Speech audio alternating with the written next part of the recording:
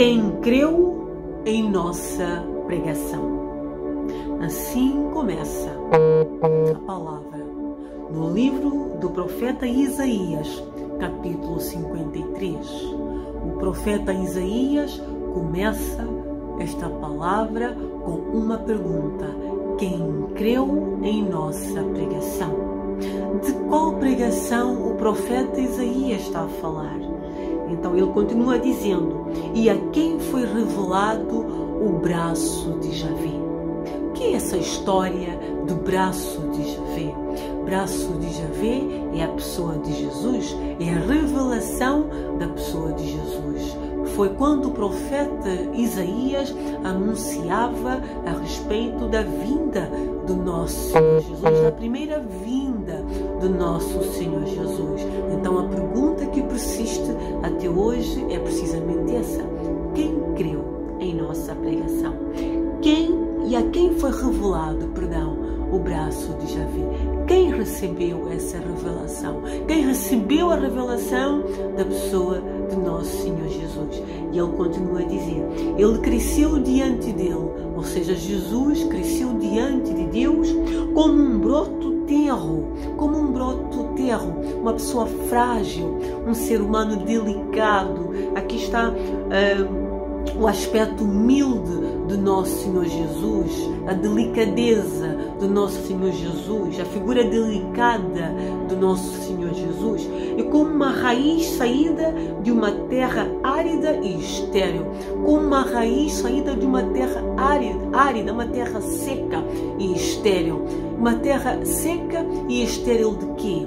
Uma terra seca e estéril de amor, uma terra incrédula, uma terra que não queria saber do Senhor, uma terra cujo povo teimava, persistia em desobedecer a palavra do Senhor, uma terra cujo povo andava de costas, voltadas para o Senhor. Como assim de costas voltadas para o Senhor? Um povo que persistia em adorar outras divindades, apesar das variedíssimas advertências do Senhor.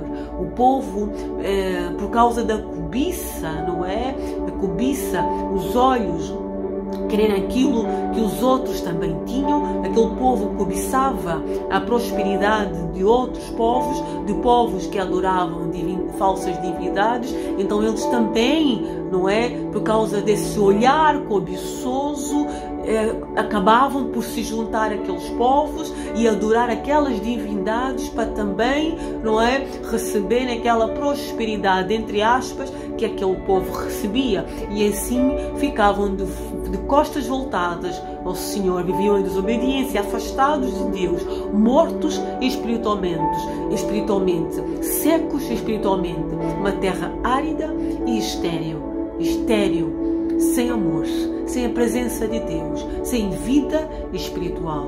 Então Jesus nasce nesse meio, oh meu Deus! Daí a pergunta do profeta Isaías: quem creu, não é? Quem creu? A quem foi revelado o braço de Javé? E continua a palavra a dizer: ele não aparentava qualquer formosura ou majestade que pudesse atrair os seres humanos. Nada havia em seu aspecto físico pelo que pudéssemos ser cativados.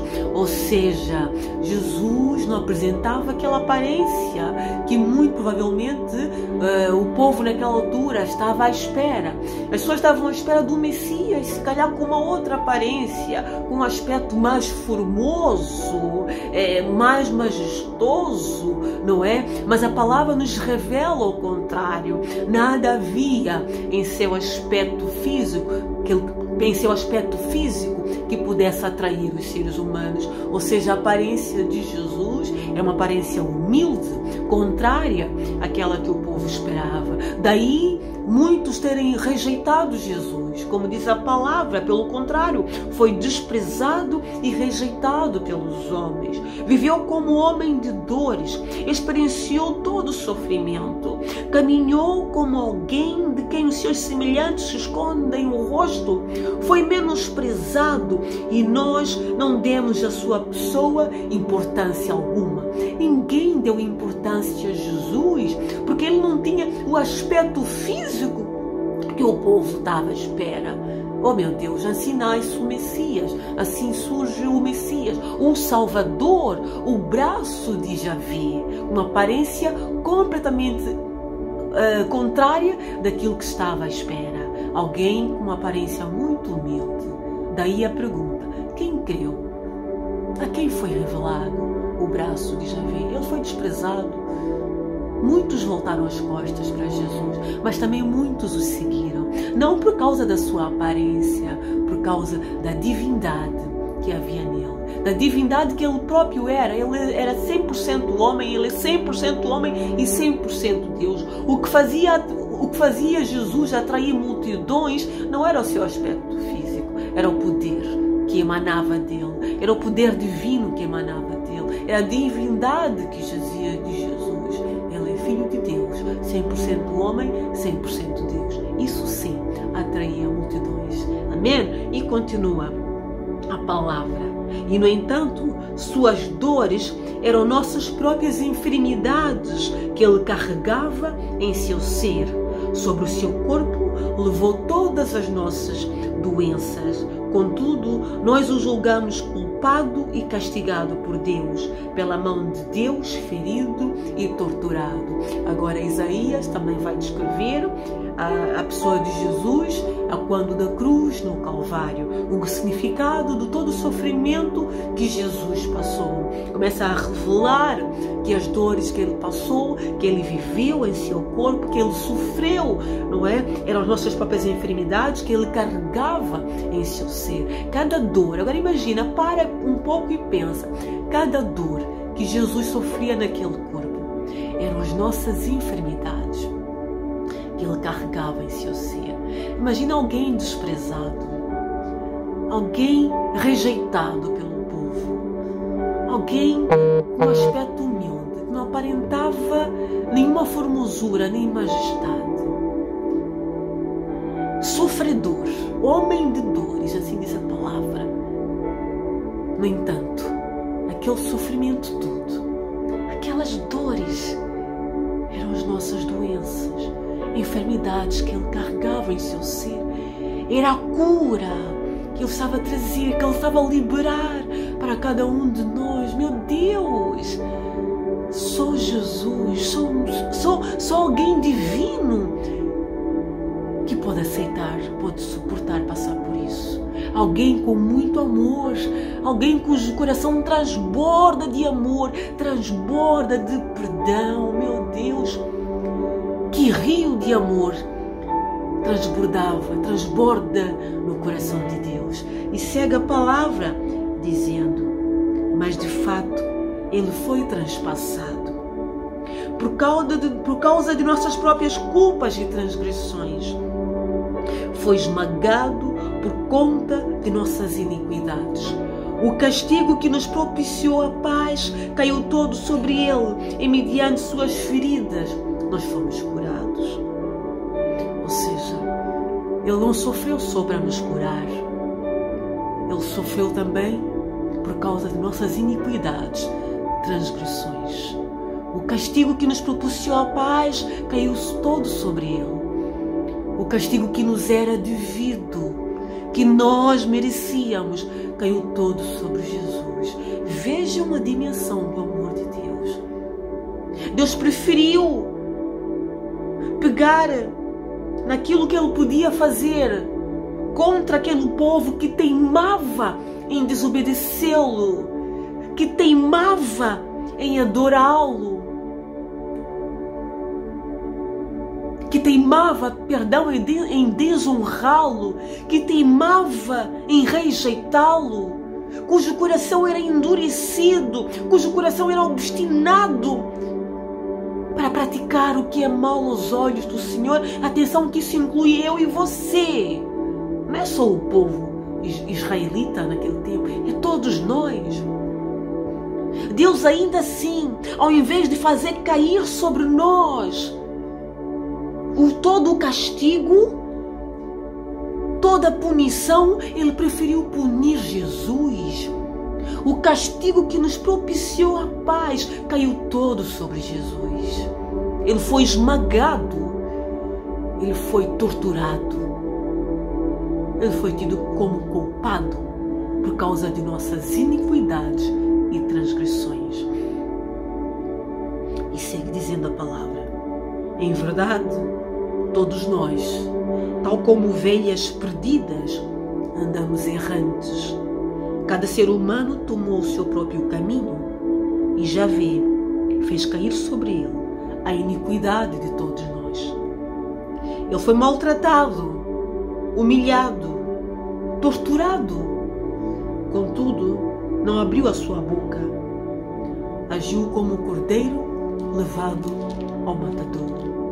Apesar de toda a tortura, de toda a humilhação, ele não abriu a boca, ele não murmurou.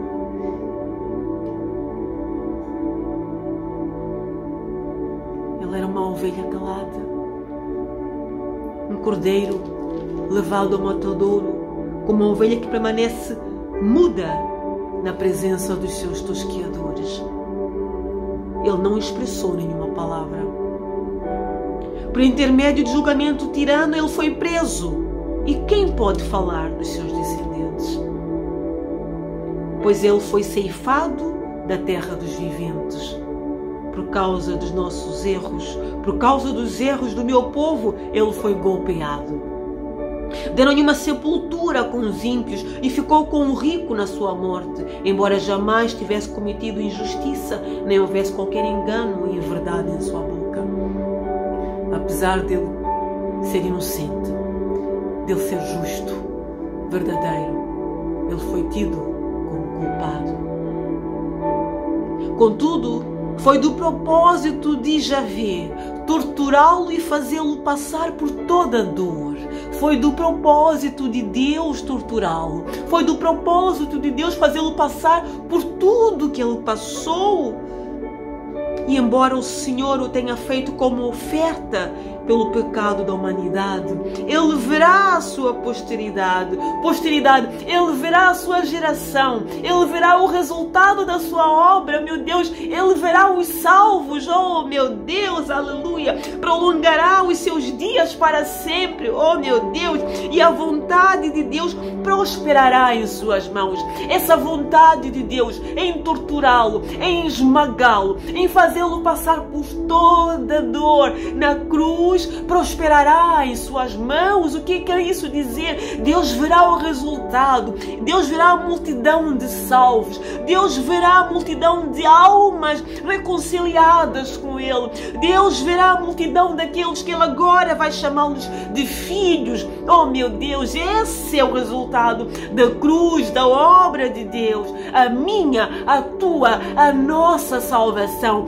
reconciliação com Deus, aleluia, vida eterna para sempre com o Senhor.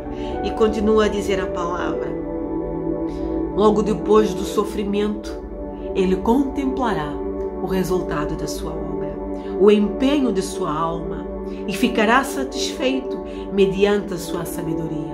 O meu servo, o justo, justificará a muitos e tomará sobre si mesmo as más obras dos seres humanos. Por esse motivo, eu lhe darei uma porção generosa entre os grandes, e ele dividirá os despojos entre as multidões, porquanto ele derramou a sua própria vida até à morte e foi contado entre os criminosos. Portanto, ele levou sobre si o pecado de muitos e pelos transgressores intercedeu. Essa é a maravilhosa obra de Deus. Essa é a revelação do braço de Javé. A quem foi revelado? Quem creu? Bendito todos aqueles que creem. Deus te abençoe.